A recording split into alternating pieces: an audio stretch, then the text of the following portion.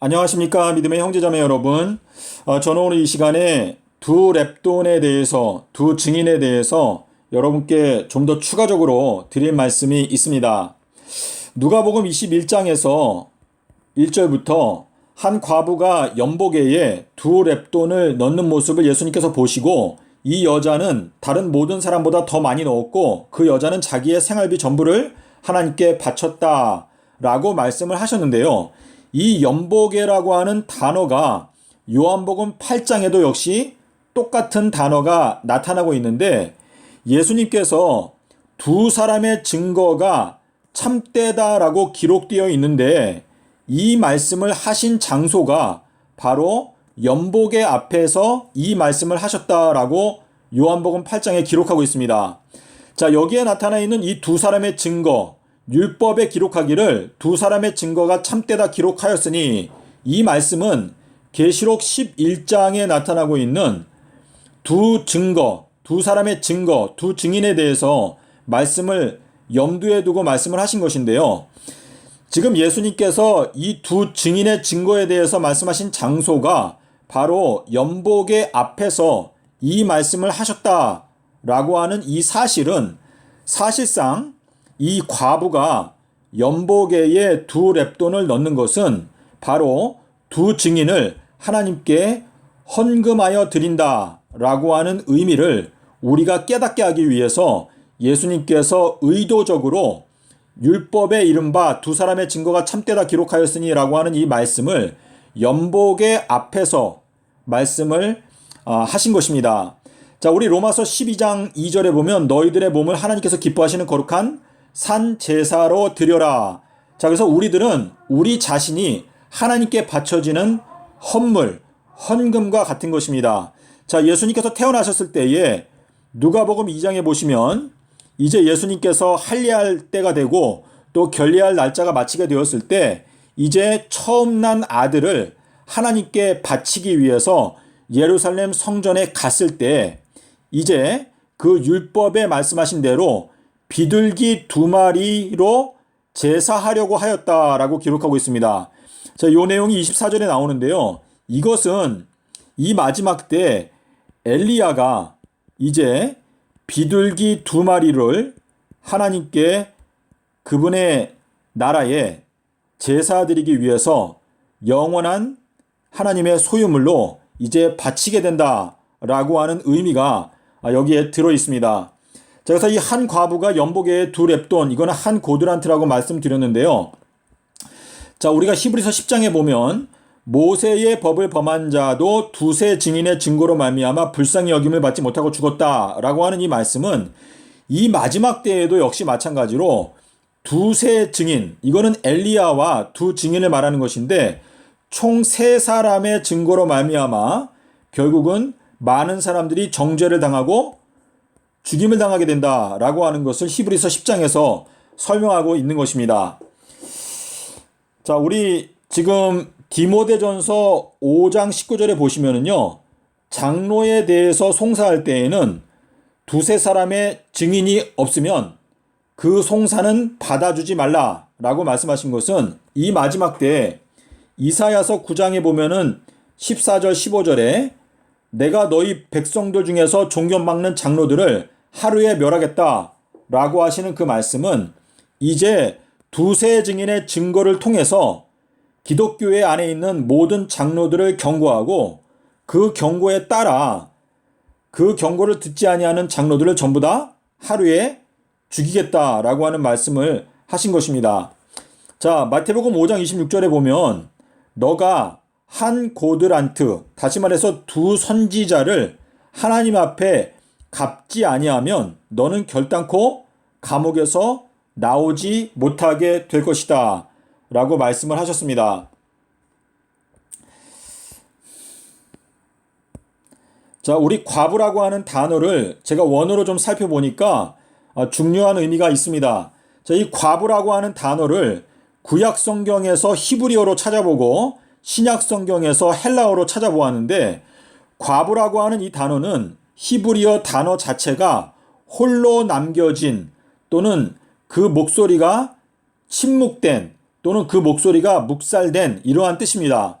자, 근데 엘리야가 열왕기상 19장에서 하나님 아버지께 두 번에 걸쳐서 나만 홀로 남았습니다 라고 이렇게 하나님께 말을 하였습니다. 자, 근데 이사야서 54장에 보면 예언적인 말씀으로 홀로 된 여인의 자식이 남편 있는 자의 자식보다 많다. 이것은 사실상 엘리야의 활동을 통해서 엘리야가 기별을 전파할 때 비록 극소수의 사람들이 그 기별을 받아들이지만 마지막 끝에 가서는 엘리야를 통해서 구원받게 되는 사람들이 사실상 이 교회의 수많은 거짓된 기독교인들보다 그 자녀가 훨씬 더 많게 될 것이다 라고 하는 의미가 여기에 들어 있습니다.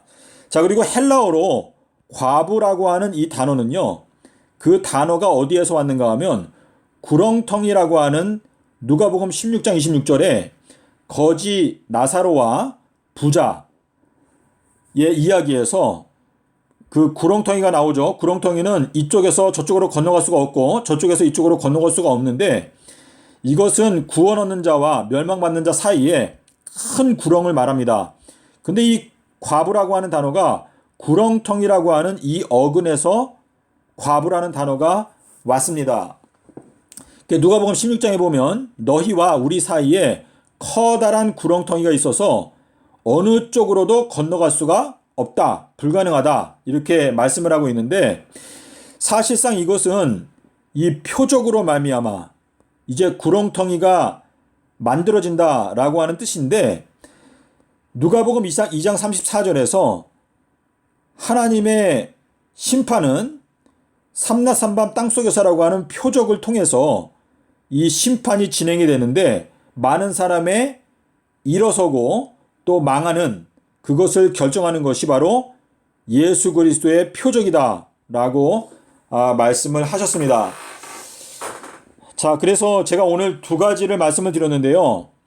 주님께서 오늘날 두 증인을 찾고 계십니다. 이 두 증인을 우리가 준비해서 하나님께 바쳐드리지 아니하면 사실상 이 세상은 감옥에서 나올 수 없게 될 것이다 라고 하는 뜻인데, 이 감옥이 바로 경점, 마태복음 24장에 나오는 경점인데요.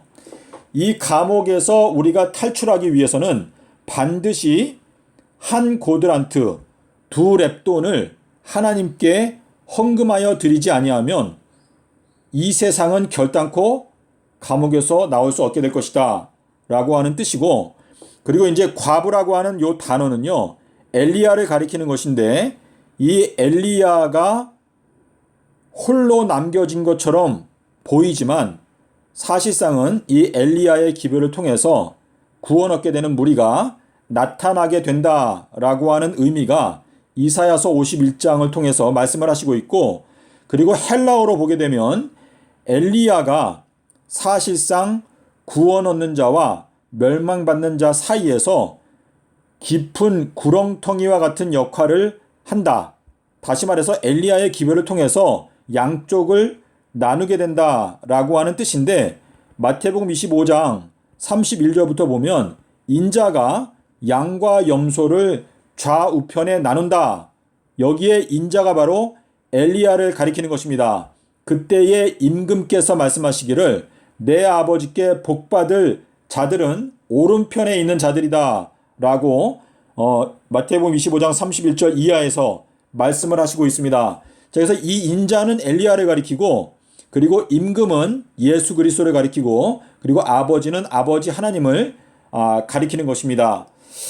자, 믿음의 형제자매 여러분, 오늘 이 영상의 내용을 통해서 이 마지막 때 우리의 기도의 제목은 뜻이 하늘에서 이루어진 것과 같이, 자, 하늘에서 증거하는 분이 셋입니다. 아버지와 아들과 성령인데, 이 땅에서 이제 엘리야 또 두 증인이 완성되어야 이 땅에서도 하나님 아버지의 뜻이 이루어질 수 있게 될 것입니다.